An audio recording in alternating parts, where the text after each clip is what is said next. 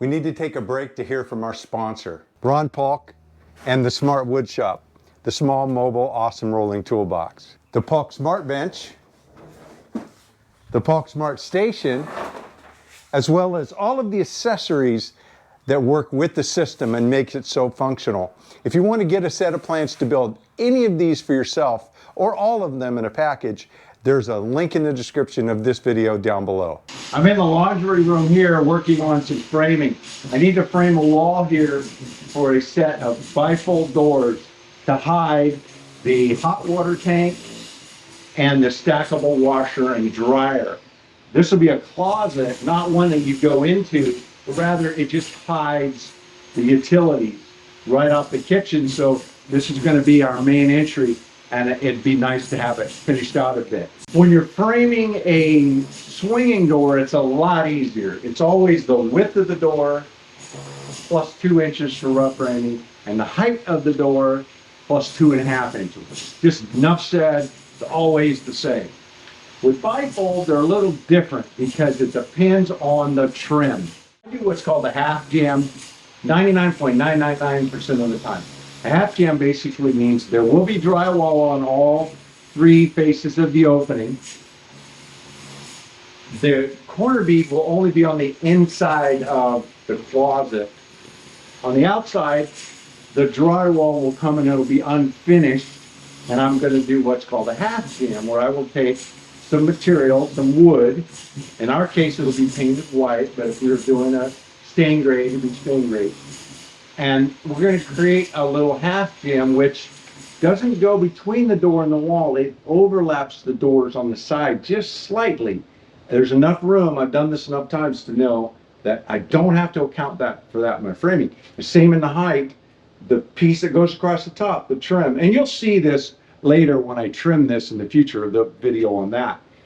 But the 3/4 by approximately 1.5 inch piece that goes across the top, the track goes behind it. The track is about 1/2 inch, so it's hidden by about 1/4 inch, and there's enough room on the door so the doors don't go behind that trim. They sit slightly below it so they can open. Obviously they can't go behind the trim, so they go behind the trim on the sides where the pivot is, but on the top, so at the top just hides track. So that's my favorite way of doing it.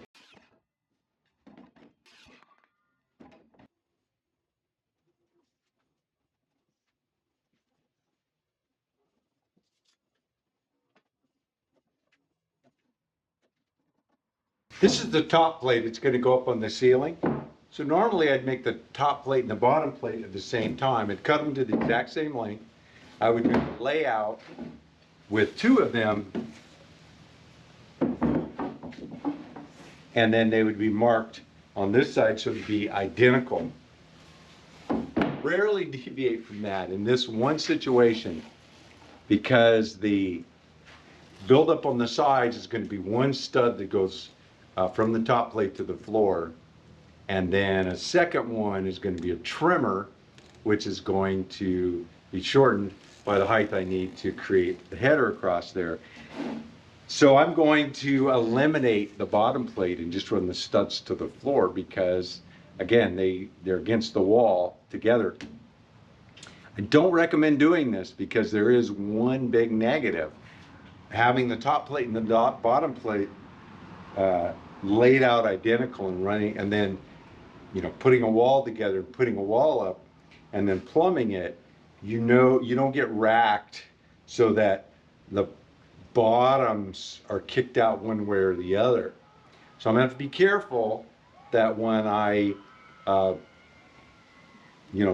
the studs coming down on either side, that they are in the same plane. It's actually more critical that they're in the same plane than if they're plumb. If the whole wall were kicked out or kicked in 1/8 inch or 1/4 inch, you can deal with that. If they're out of whack, the doors, you have to move the walls after the fact. I've done that a few times, even on new construction, where you take a heavy maul and a 2x6 and you tap it on to get the bottoms in plane, because what happens is that even though the bottom plate is framed through to get them right, at some point that's cut away and they're detached from each other. And if they haven't been nailed down good first, then they can drift a little bit when people are in there working, like drywall going on and all that stuff, they get banged around.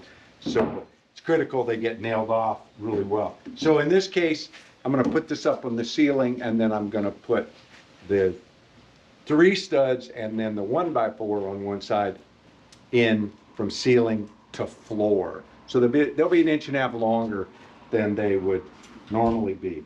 But I am going to go ahead and lay out the header for the door, because the studs on it are going to lay out exactly the same as the top plate, because those little cripples going in.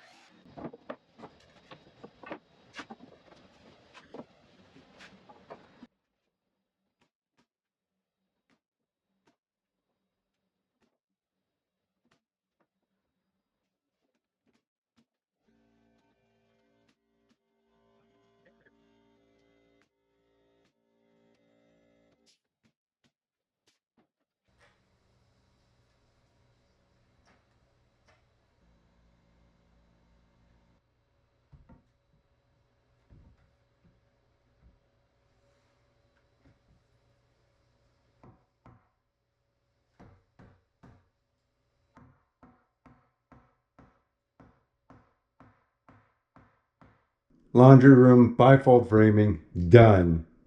Camera died, I didn't have time to change the battery. Moving quick to stay ahead of the subcontractors. So all I can show you, I showed you how I started and how I finished. So it's ready to go. I had to do this side out of 2x and 1x because I couldn't afford the space. This side, of course, was able to do. So it'll be a little bit different side to side, but not by much. Didn't have enough 1x4 long enough, so I had to splice in a piece there, but it's nailed off good. And we are set, ready for drywallers. I have a little blocking to do. If you're enjoying the Florida Fixer series, then take a millisecond right now just to hit that thumbs up button and drop a comment down below. And also you can subscribe, and all of those things help drive that YouTube algorithm so that this video and our channel will be served up to more viewers. But one of the biggest things you can do at no cost to yourself is share a link to this channel with somebody you know. Help me grow the subscriber base, and this will help us reach more people and be able to create more videos. Thanks for dropping into the Smart Wood Shop. You stay safe and have a great day.